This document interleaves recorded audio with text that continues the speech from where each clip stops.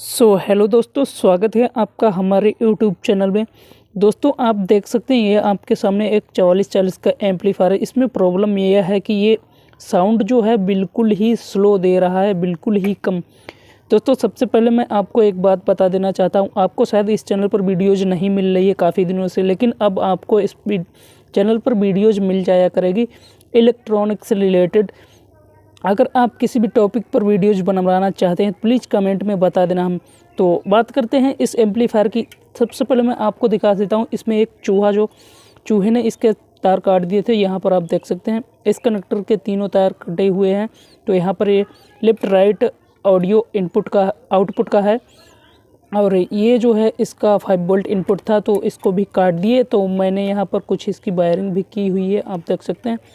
लेकिन अभी यहाँ पर इसमें प्रॉब्लम आ रहा है कि इसकी साउंड जो है वो बिल्कुल ही लो आ रही है, कम। तो वो प्रॉब्लम कहाँ से आती है? सबसे इसकी ये दो ही तरीके से फॉल्ट आता है, वो मैं फॉल्ट आपको बता देता हूँ। अगर आपके सामने ये प्रॉब्लम आती है तो आप इसको ठीक कर सकते हैं। तो यहाँ पर आप एक ये वाला रेजिस्टेंस लगा हुआ देख सकते हैं। ये तो अगर आपके एम्पलीफायर में लो साउंड आती है तो सबसे पहले आप इसको यहाँ से चेक करेंगे ये ख़राब तो नहीं है। ये ख़राब एक्चुअली नहीं होता, इसके प्रिंट जो हैं वो टूट जाते हैं। इसको नीचे से खोल के आप चेक करेंगे। अगर प्रिंट टूटा हुआ हो तो आप उसको सोल्डरिंग कर दीजिए, आपकी प्रॉब्लम सोल्व हो जाएगी।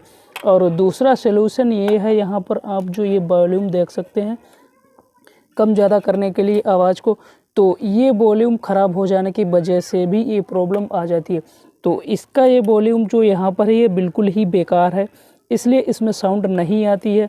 दोस्तों, अगली वीडियो में हम इसकी आपको फुल वायरिंग करके दिखाएंगे कि इसकी वायरिंग किस तरह से करते हैं, और बेस्ट क्वालिटी में ऑडियो लेने के लिए। तो अभी तक इस वीडियो को आपने लाइक नहीं किया है तो प्लीज़ लाइक कर दीजिए, और चैनल में नए हो तो प्लीज़ सब्सक्राइब कर दीजिए ऐसी ही इलेक्ट्रॉनिक्स से रिलेटेड वीडियोज़ देखने के लिए।